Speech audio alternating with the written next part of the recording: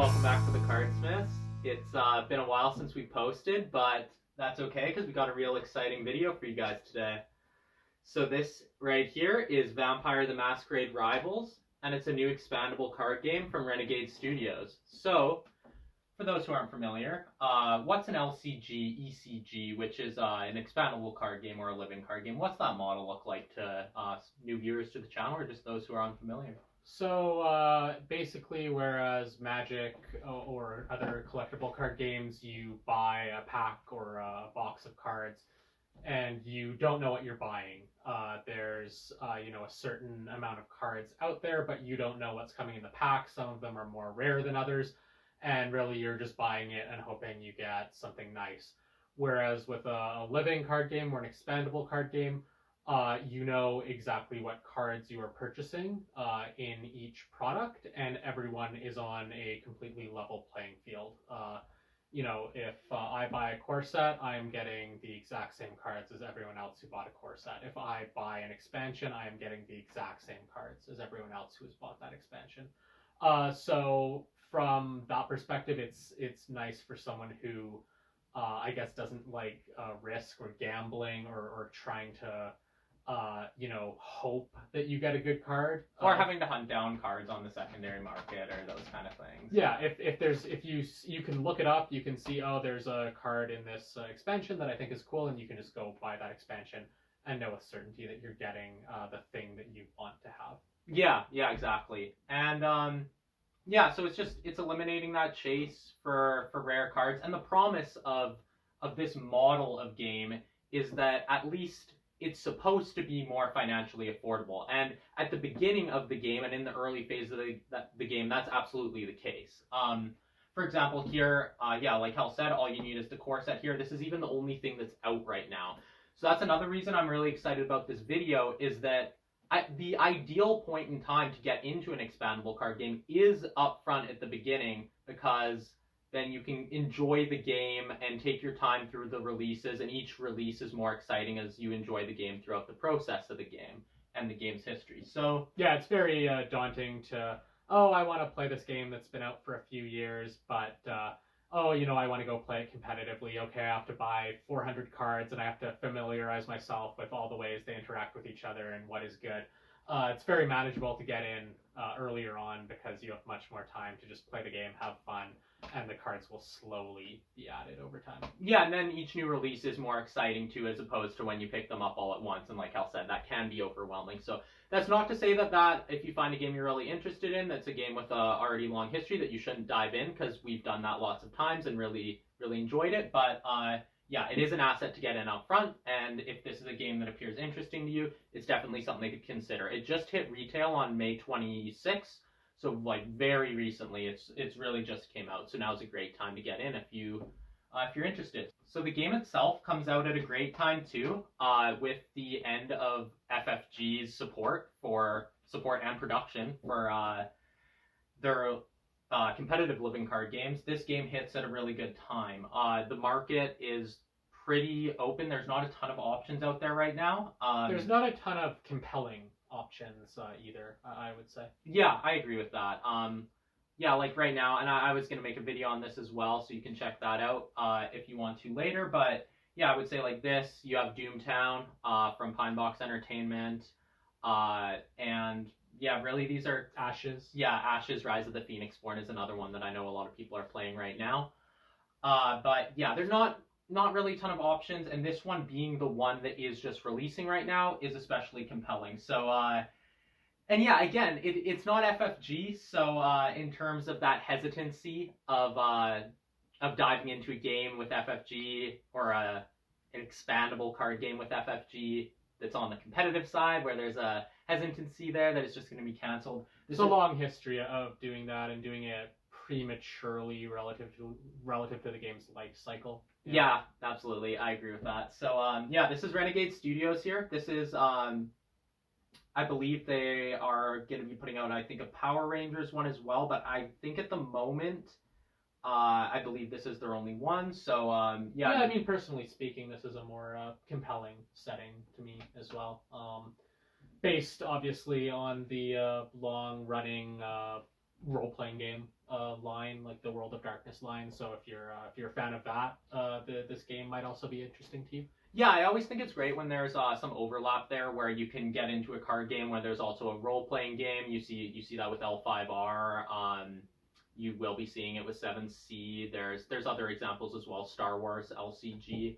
Game of Thrones, I mean, didn't start out as an RPG, but there was an RPG. Yeah. So yeah, it's interesting if it's a universe, a world, a setting you're really interested in and want to dive deeper in. It's nice to have multiple options, and you can really enjoy that. See characters from the RPG appear in the card game, which is always exciting. So yeah, if you're into the role playing game, definitely this could be something you might want to check out.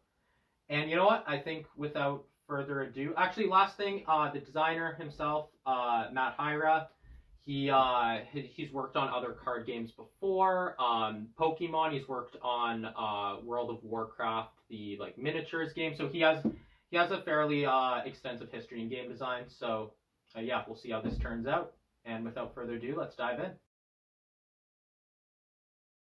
So here we are. Here's the game. As you can see, it's an authentic unboxing. We have the shrink wrap on here still. So first thing we're going to look at is actually going to be the box itself. I'm just going to peel off the shrink wrap, and then we can have a good look at that.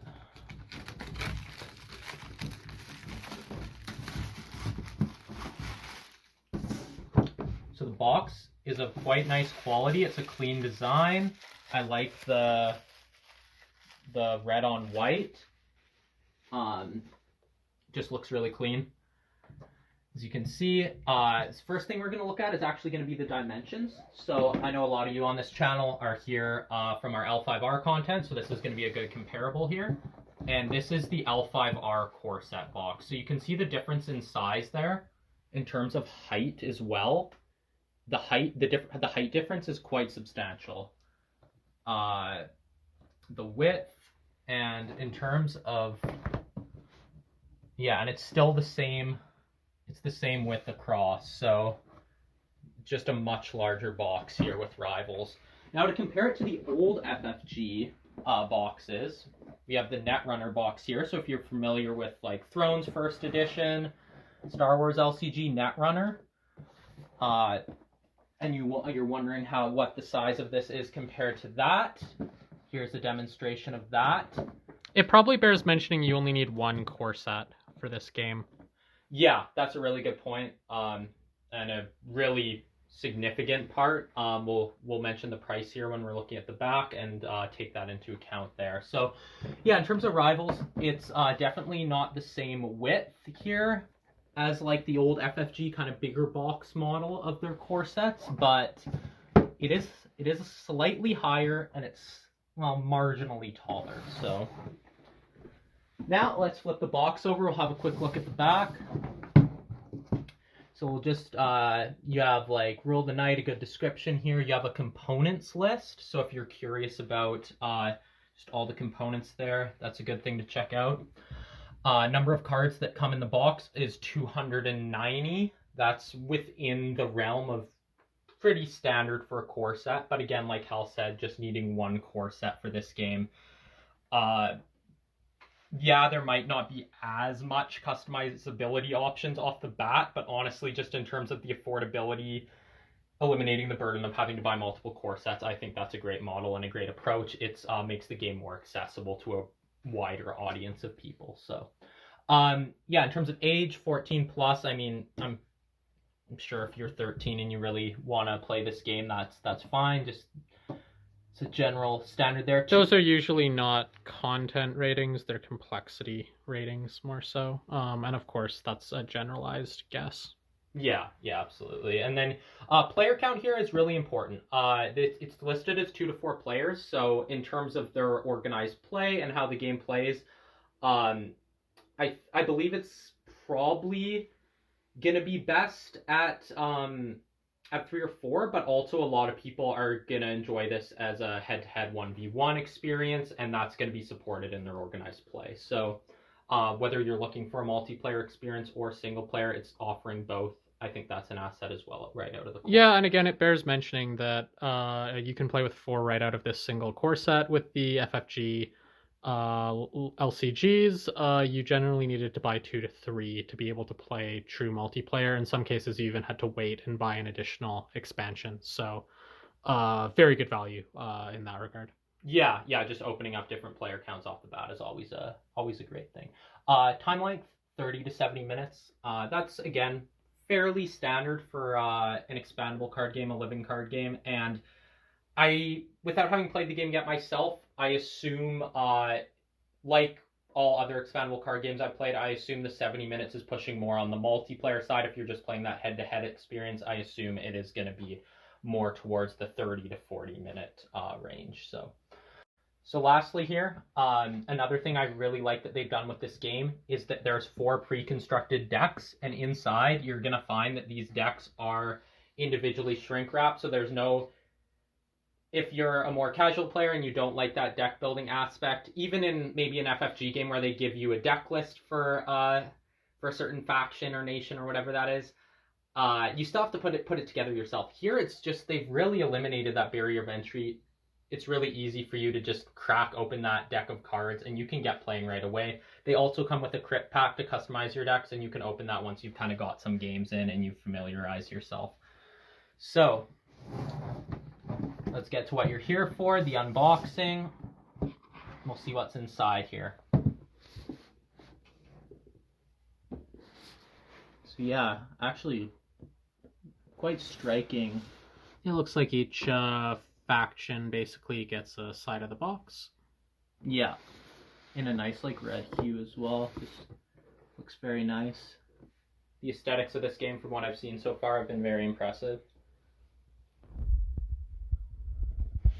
And then we'll come around to the front. We'll have a look inside. Here is, so this is the Power Rangers, the miniature game it looks like here as well. If you're interested in that, head over to the Renegade Studios website and you can find out more about that. You have some of their other games in the brochure as well. Heard good things about the Raiders one there. Okay, so rulebook. We won't get into the nitty-gritty of this, but just for you to have an idea of how the layout looks. I would say fairly standard. Yeah, nothing blowing you away here, but it looks competent. Yeah, not a ton of graphics, but again, they're outlining the rules fairly clearly. I was reading through their PDF online, and it's a pretty clear rule book for the most part. I had a couple complaints in 1 or 2 areas, but overall I thought it was quite good. In terms of length, which you might be interested in, the total, not counting the credits page, the total length is 18 pages, but the last couple pages here, well, the last 2 pages are on specific card clarification, so really you're kind of looking at a 16-page rulebook. All right, then we have the tokens sheet here. So you have your prestige tokens, which are the blue globes. You have them in different colors for the different factions as well. And then on the back, you have the blood. So the blood will be your vampire's health. As they lose blood, you remove those tokens from the character. Once they get to 0, they enter torpor, where they can slowly heal. And I don't love the graphic design, but it is a smaller studio with more limited resources, so it's understandable. Yeah, the tokens themselves, they're not lighting the world on fire. I've been really impressed with the aesthetic, but the tokens, not so much. I do agree with that. Here, these ones I think are a little better. I don't mind the aesthetic on the crowns here for the prestige. The first player token, is fairly nice there. Yeah, I like that as well. And this is your leader token, so this is pretty important. You put that on the vampire you choose to start with. And I like that they're pretty big and kind of vibrant. It'll be very clear who the leader is, because that's going to be important to denote that. Again, on the back, just double-sided, essentially. The same thing here with the exception of the player markers. So, in terms of the box, this, I already love the amount of extra space inside this box. So, kind of reminds me a little bit of the Doomtown box in terms of how they have the spaces for the card holder trays here. And yeah, a lot of empty space in this box, which this is clearly a studio that understands that an expandable card game you need a large storage option, because most people, well, lots of people get into the game then are interested in furthering their experience through some expansions or all the expansions. Then they even have the dividers for your cards per, actually let's just open them up and we can give you guys a look on the table here. And this is great. You actually, I mean, you don't see something like this out of any of the FFG games. So for them to actually give you card dividers that are quite nice at that is a huge asset. You have them for your city deck, which is specifically San Francisco, which honestly already makes me wonder if we're going to see this game end up going to a different location at some point in time, and you're going to see a new city deck for maybe a different city. I think that would be pretty cool to see that, see where they take that over time. And yeah, I think it's awesome that they give you these dividers here. It's going to make your organization a lot easier, and it's just a nice touch. And yeah, they are double-sided. So let's just push those to the side. Let's get to the cards themselves, and you can have a look at the layout of those.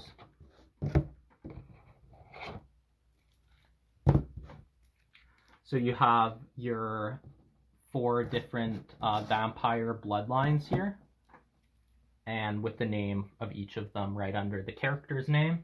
So very clear, you have each of their symbols on the right side.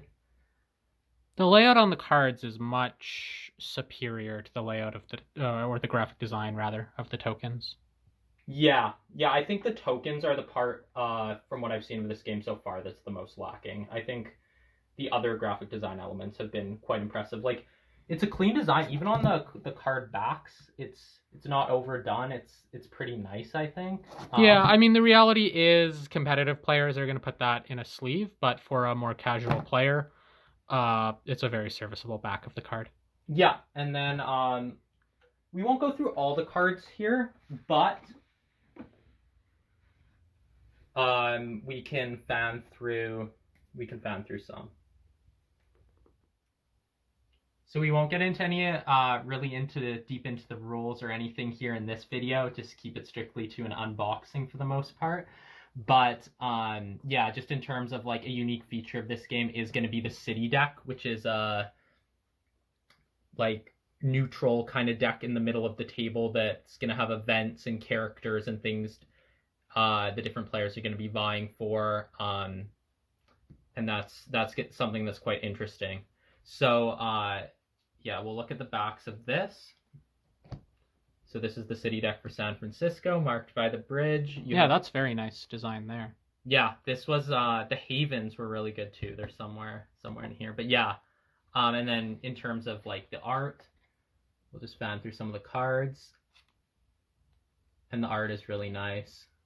Meeting at Alcatraz. So you have different events, as you can see here are a lot of the events. Chinese New Year, and then you have mortals in the city deck. So you're either going to be vying for like the mortal's blood, or you can use them as like subjugate them basically. And then Prince of the City, this is a really important title the different vampires are going to be vying for. And then you have your Special Affairs Division, the Second Inquisition. These are going to be hunting against the vampires to eliminate them. So these are dangerous cards, which are going to be doing damage to all the players. So yeah, we're not going to go through all the decks here either, but we'll just take a look at the first one that we've unwrapped here, and that's the Bruja. And as you can see, the leader you're recommended to start with in your first game here is Hydra. It's the one with the highest blood potency. So to look at the cards, you have your blood potency there. That's basically the vampire's health. The higher it is, also the more effects they're able to play, because you need to have blood potency equal to the number on the effect you're playing. Then you have physical damage, social, mental, and then you have their like traits here that let you trigger certain effects off of, and then the ability. So you have, we'll see how many vampires you get for the Bruja here. They go in a separate deck. So you have 7. Then you have an agenda card. So there's the back there. This is basically the path you're pursuing to try to win. So the goal of your deck, or the way you're going to be earning points, is going to be dictated by that. You have a Haven, which is where your vampires, their hideout basically, where they can plot, scheme, and then they can also, while they're in the haven, it's harder for them to be targeted by other people. And then you have the rest here is your library, and this should be a 40 card deck. This is going to be filled with things like attack cards and action cards, which like events, reactions, attacks, conspiracy cards. I mean, this is neutral, but this is... So there's going to be neutral cards in here as well that they've included in your recommended deck. And then yeah, you're gonna get that for each of the 4 here. Lastly, you have this pack here. This is the Crypt pack. So this is additional cards that once you familiarize yourself with all the pre-constructed decks they've made here, you can crack open this Crypt pack and you can begin customizing. You can also customize with between vampires from different clans or bloodlines here. But this is just going to further your customization options once you kind of get a little more familiar with the game, once you get some games in with your intro decks here. So this is 63 cards in the Crypt deck.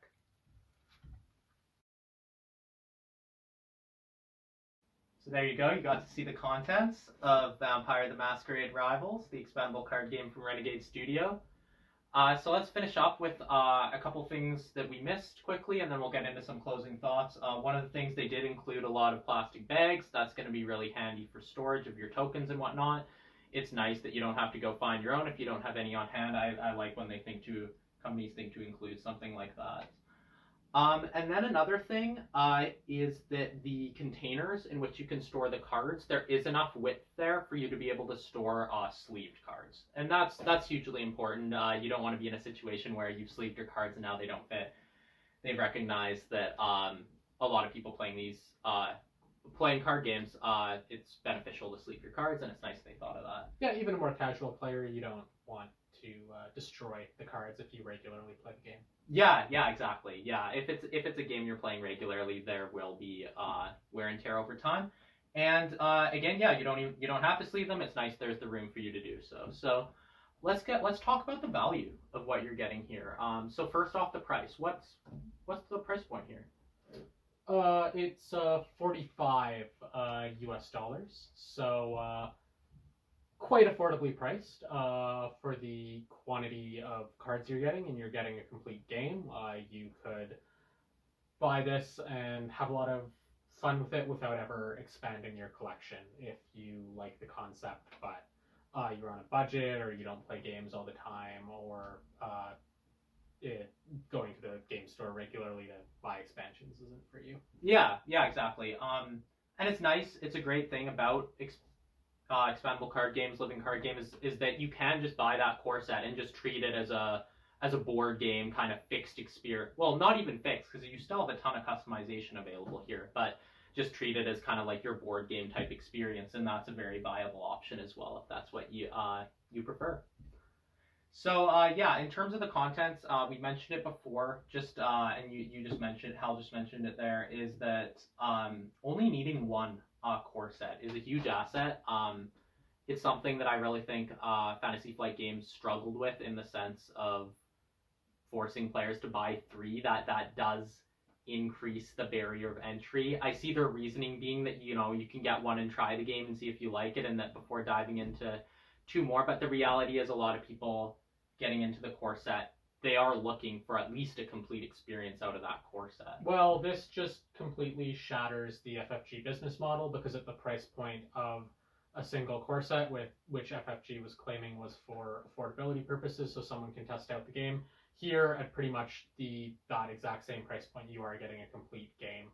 The only game that FFG has that is complete out of the core set is Marvel Champions, and their price point for that is in excess of $80 US, I think. Somewhere between 70 to 80, I think, around that range. So this is just significantly better priced for. It's obviously a different experience. It's a competitive game, but the quantity of cards is certainly comparable. Yeah, you can still make that comparison, I think. And yeah, like in terms of only having to buy 1, 2, even for an experienced card game players like ourselves, it does. It is a nuisance to have to pick up multiple copies of that same thing. It is nice to have one here, and they have the crypt pack. They still have customization options out of here. So yeah, I mean, you're saving storage space, but we don't know if we'll like the game. We haven't played it. I mean, you can make informed guesses, but and we can at least play the full experience here too. yeah, Like, not having to drop $120 on a game you expect you'll like, but there's no way to be sure. Is really nice. yeah, I 100% agree. So yeah, that's Vampire here. If you have any questions about what you saw, if you want to see a closer look at the cards, we can do that on Renegade's website. They have created a card database now, so you can actually go through and look at all the cards that come in here on there if you want. But yeah, let us know in the comments your thoughts. If there was something that wasn't clear or you want to see more of, we'd be happy to make that possible if we're able to. Yeah, and we'll certainly make more videos for the game in the future. Well, if you made it to the end of the video here, thanks for watching. Make sure to click like, click subscribe if you want to keep seeing more content. And until then, take care and keep playing games. Hope you enjoyed the video.